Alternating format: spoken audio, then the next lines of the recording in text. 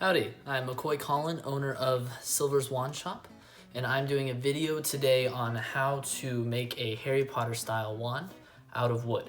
A lot of people do it out of metal or clay, but today I'll be showing you how to make it out of wood. And now keep in mind this is just one of the ways, it's the way I like to do it, so we're just gonna go through that. But yeah. Alright, so the first step in making your wand is deciding what you want your wand to look like. So personally, I wanted to do a wand where I attached this antler piece to a piece of wood. So bearing in mind that I'm really bad at drawing antlers, I want mine to eventually look like this. So you see how I have the indentions in the wood there? It's just gonna look like that. Now there's the antler, really bad at drawing that. There's the wand. A lot of people will have kind of a full-size drawing and glue it down on top of the piece of wood, cut it out that way. Since I'm using the antler on this one, I want to get acquainted with the wood, put the antler on it, and cut it out from there. So the next thing you want to do is choose out your piece of wood that you're going to use. Luckily, I had a piece of holly that matched the inside of the antler and is a little bit lighter than the outside. So I'm going to cut this one to about 11 inches because I have all this extra with the antler. Typically, you could do anywhere from 14, 15 to like 9. So there's a very wide range of how long you can go on your piece, on your wand. All right, so I got the wood cut down to the eventual size that we're going to need it at. I used a Wen scroll saw, W-E-N. I'll leave the link to that down in the description. But basically, just cut it down to size. Now what we need to do is we need to attach the antler to here. So the first thing I need to do when finding where to drill the hole is to find the absolute center of the spot you're going to do. So the easiest way to do that is to get a ruler or a straight edge of some kind. Take your pencil and put the ruler along each of the corners and draw a big X. And those X's cross at the exact middle.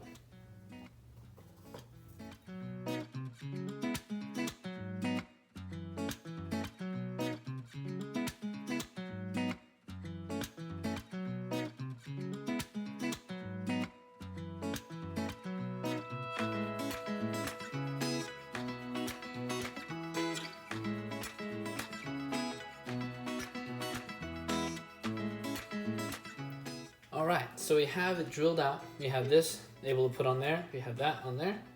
So all we need to do, put that, boom. So it's on there, but it won't stick, right? So we need to put some glue on it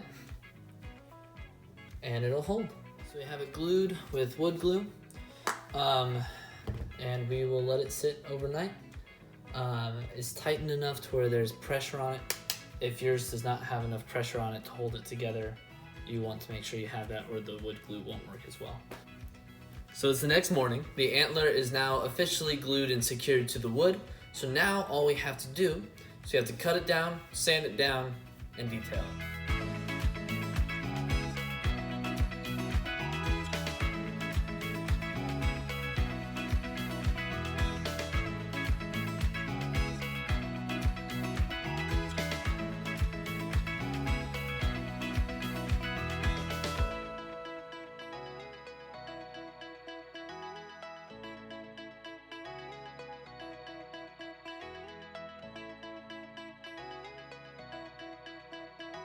So I'm done cutting. I didn't cut these parts out because the antler was making it really cattywampus, but here's kind of how it looks for now. I'm not sure if you can see that or not, but I think it turned out pretty well.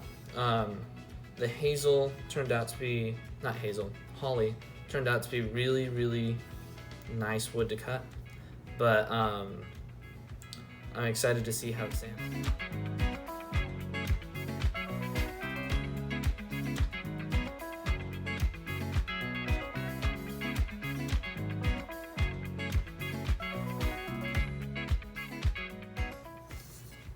Finished sanding it.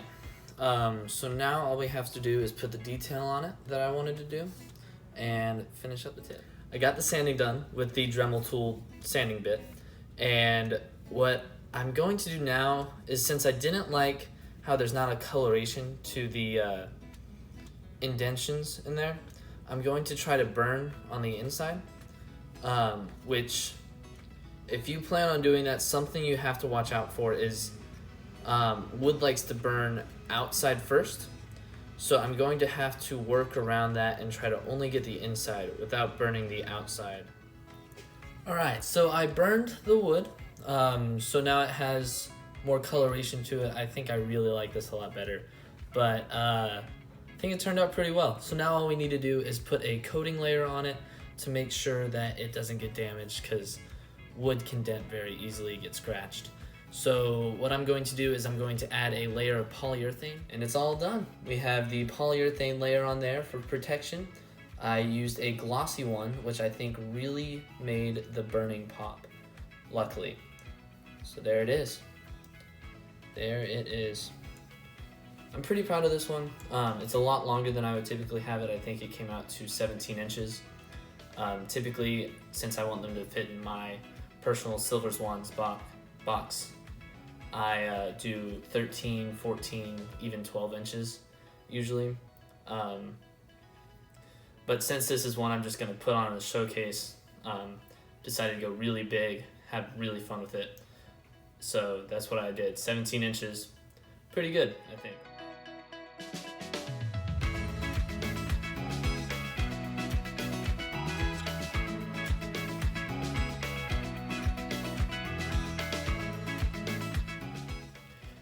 Thank you guys so much for watching. If you liked the video and want me to make more, feel free to hit the like button down below. This is the first video, really, of my channel, so I plan on making a lot more. So if you liked it, feel free to subscribe and hit the bell for notifications when I eventually make more. Thank you guys so much, and have a great day.